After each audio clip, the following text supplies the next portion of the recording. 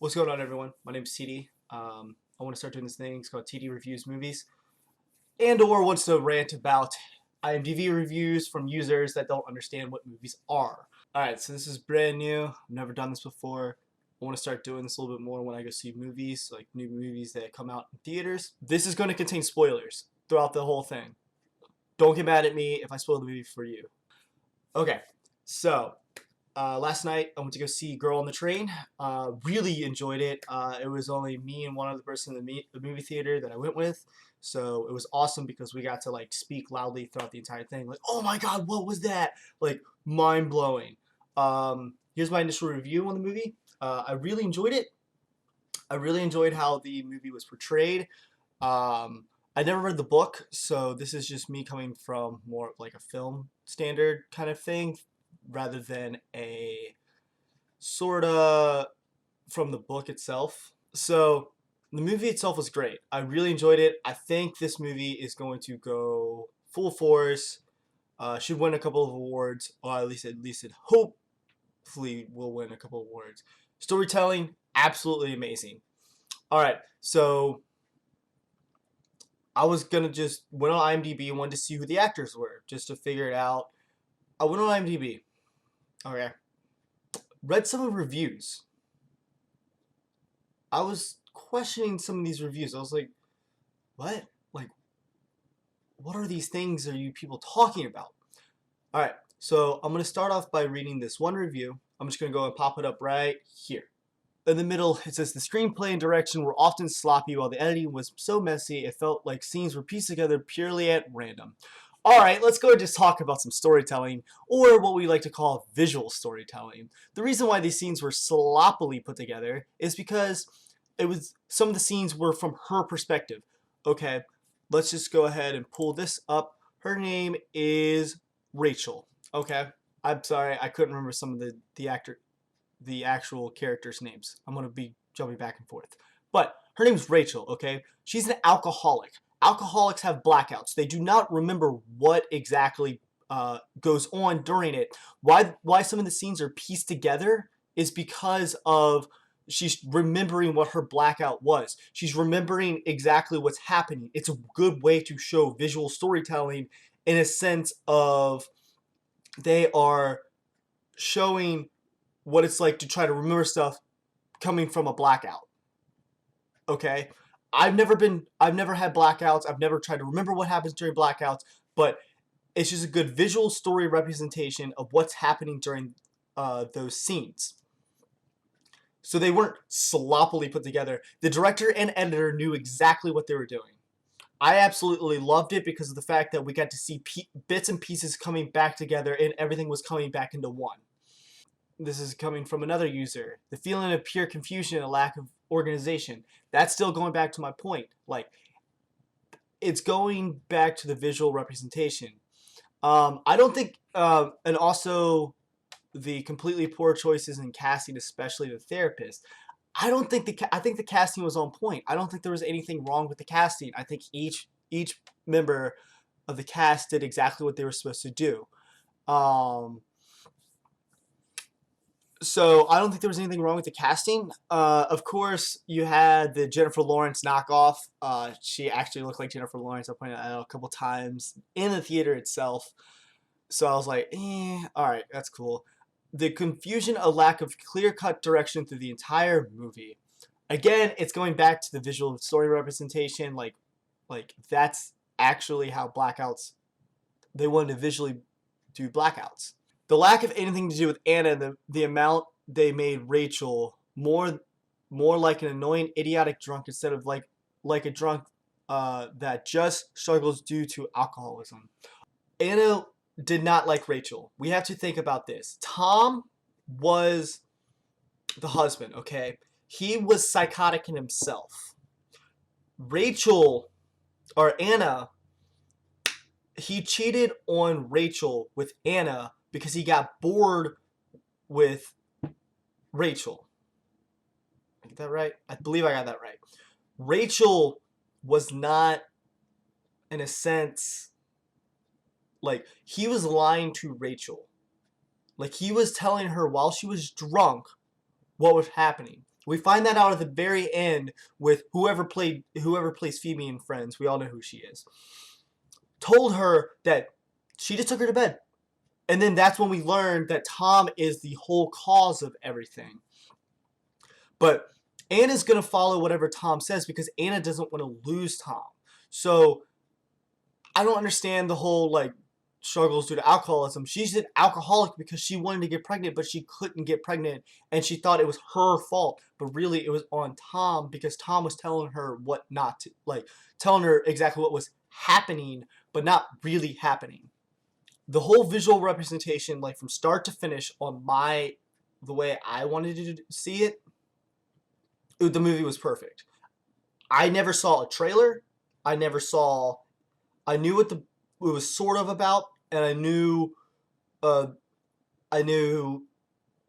sort of who was in it, but not really. So I didn't have anything going into it. I just knew it was going to be a good movie, or I hoped it was going to be a good movie.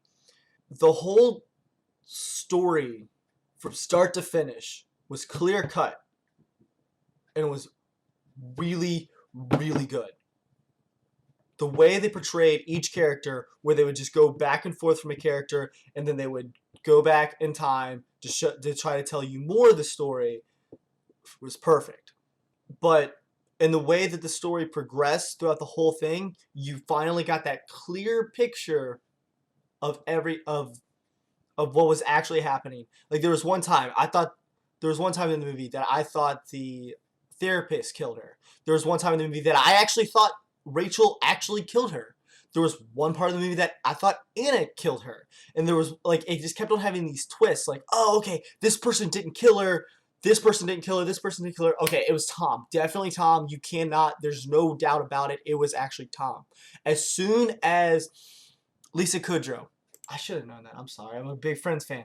Lisa Kudrow. As soon as Lisa Kudrow said, no, we just took you to bed in the party, and then Tom took you home, that's when everything became clear that everything was revolving around Tom and Tom's mistakes. And then especially when Anna found the phone. Yeah, when Anna found the phone and then Anna found Megan's phone, that her burner phone, that's when everything became clear with, okay, this was Tom's doing.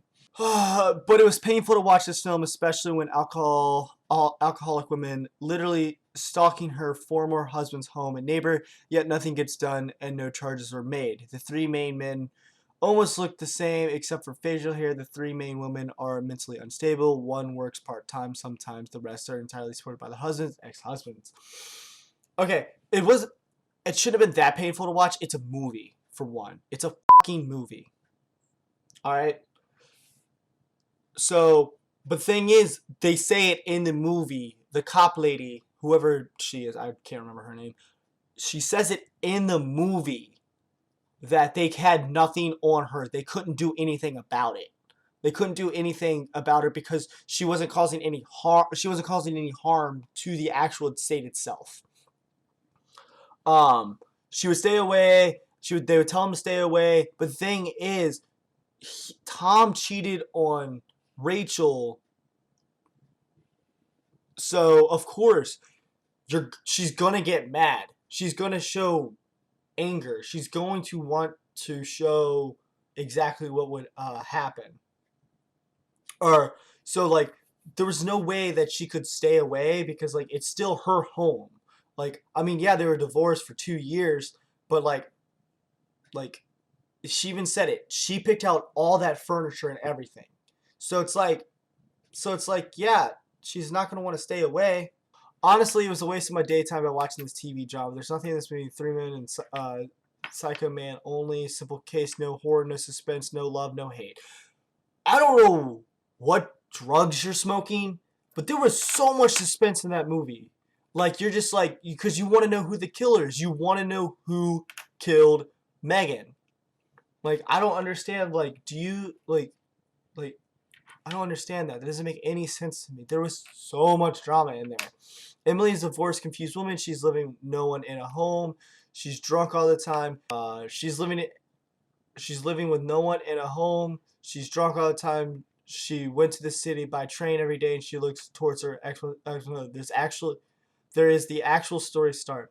My personal advice: don't waste your time. Don't watch it until he gets home. Love Blunt Eyes. The reason why she rides a train is because she used to work in the city. It says it in the movie that she used to work in the city, but she got fired because of alcoholism. But she still continues to ride the train because she saw this girl on the banister outside her home. So she's like, okay, this woman's awesome. And then she eventually sees that this woman is married. Okay, so then every day she rides the train, just wanting to know more about this woman. She even says it. She gives her names. She never met her ever, and anything like that. So she gives her names, but it's like sort of like an ADD or ADHD kind of thing. Like she just wants to write it daily, and then she also wants to be looking at her house, but she finds this other house that she likes, or that this other woman that she likes, that she dreams to be towards, because she wants to also be loved. But then that one day when there was someone else on the banister, that's when her world got flipped upside down, and that's when she wanted to find out who she actually was. And then she saw on the news that someone that she was missing, so she tries to help him because she feels the need. I've been riding this train forever, or for the past year, and I've seen this woman, but I've never met her, but I want to help out in some way. Okay, she wants to help Scott in some sort of way because she thinks she knows this woman because she's been riding the train for a year. And so what happens is she wants to help in some way because they're going to try to pinpoint everything on her. I think this movie was awesome. I don't understand some of the hate that it's been getting. It's like, really, like, you gotta hate it that much. I mean, we all know that book movies, or movies that are based on books, will never be the book. They have to cut it out.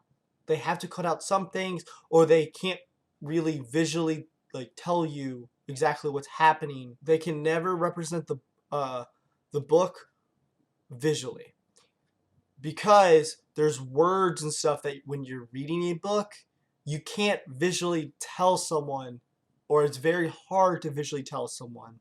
So it'll never be that way. So whenever you go into a movie, especially the Harry Potter series, especially 50 Shades, especially any other book movie, you have to go in thinking that this will never be the book, but I'm just gonna hope that it's gonna come out at least somewhat decently. Yeah, you're gonna hate the movie. When I saw The Hunger Games the first time, I wanted to walk out within 5 minutes, but I sat through it. It was a really good movie. So I was like, you know what? It's entertaining. I don't care. So what's gonna happen is it'll never be as good. It'll never be as good. It'll never be as good. So whenever you go into movies that you've read the book, you have to go in okay, I have to forget about the book that I read, and I want to go into that movie bringing it brand new. Brand new, fresh slate, everything. And you just got to hope for the best. I thought the movie was really good. I thought the director was good. I think it should win some awards. The storytelling, especially, storytelling was really good. The visuals were decent sometimes. There were sometimes I was like, oh, come on, really? You stuck with that shot? The whole showing her blackouts was amazing. I thought it was pretty good. So yeah, that's just my review on the movie itself and some of the reviews that it's been getting. I'll have more structure later on when I start doing these a little bit more, but I want to start doing these, especially with movies coming out. I want to eventually start doing this just as some sort of fun hobby kind of thing. But this is TD Reviews Movies, or something along those lines. I haven't figured out what it's going to be called yet. If you like this video, feel free to give it a thumbs up. If you hated it, thumbs down. If you're like Tom, thumbs down. Feel free to subscribe. Thanks for watching. See you.